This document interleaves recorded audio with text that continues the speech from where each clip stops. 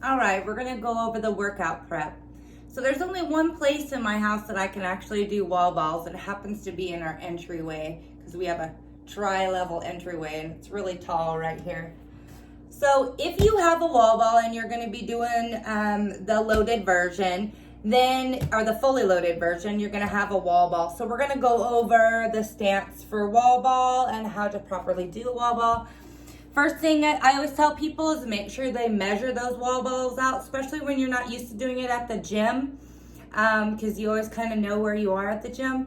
But if you're doing it at home, you still have to measure it out. If you're too close, that ball's not going to come down the right place. It's going to come down and hit you in the face. And if you're too far away from the wall, you're going to not be able to catch it. It's going to be too far away. So what you want to do is you want to hold the ball out, touch the wall with your hands still on the sides, and your hands are fully extended to the wall. The next thing that you're going to do is you're going to have that ball in your chest, and you're going to have like a 3-point stance you're going to hold the wall ball with your chin and the two sides. So that's going to be 3 right here. It's never going to leave here when you're holding the ball. The only time it moves is when you're throwing it, and when you're catching it again, you're gonna hold it right there up on your chest. Not a low catch, but right here on this chest. So you're gonna come down, send your hips back and down, below parallel as you come up, toss that ball, catch,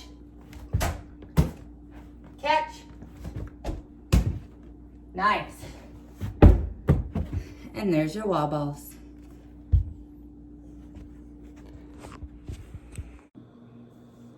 All right, the next one we're gonna go over is the dumbbell cluster, or you can use kettlebell, or you can use a backpack, or you can use anything that's heavy that you wanna use. The big thing is you're gonna be bringing it from the ground, and you're gonna be cleaning it.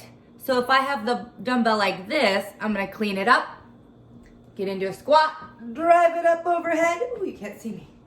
And you're gonna come down, clean it, and drive it up overhead. You can also hold that dumbbell like this, clean, and drive it up.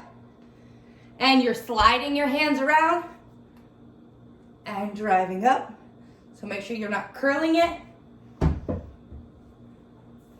And that's a clean and a thruster, a cluster, with your dumbbells. All right, the next movement we're gonna go over is broad jumps. With these broad jumps, we're gonna try and shoot for 3 feet or as far as you can go.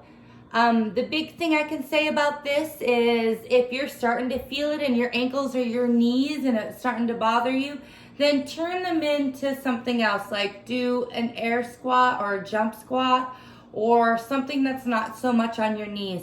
But if your knees are feeling good, you're gonna go for at least try and get to like 3 feet if you can, or your biggest jump. You're gonna come back, big swing of the arms as you come up.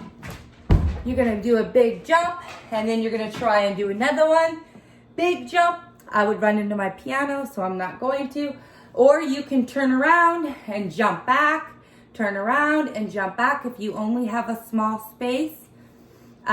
But turn those into air squats or jump squats where you're being real explosive at the top to get that body moving and your cardio going. All right, the next movement we're gonna go over is the 3-point squat. You're gonna lean to one side as you go into a squat, keeping your heels down, and then you're gonna come to the other side, keeping that heel down, nice good squat, and then in the middle, and to the other side, and to the middle. There you go, 3-point squat.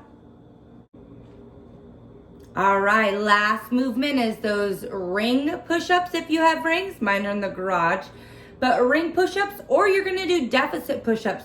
And deficit push-ups can be anything. If you put your feet up on a chair. So my feet are up on a chair. I'm gonna come down, bring my chest to the floor, come up. If I am putting them, if you can't do a regular push-up, and those are too difficult for you and you're still on your knees, maybe try just a regular push-up this time and try and get through as many as you can with the regular push-ups. But when you do those deficit push-ups, you definitely can use different muscles. So try out those deficit push-ups if you can. Try as many as you can in each round and then drop your feet down if you need to. All right, guys, today we have 21, 18, 15, 9, and 6. So that's 69 reps of whatever you're doing, whatever level you're doing. So try your best to do as many as you can unbroken and have a great workout.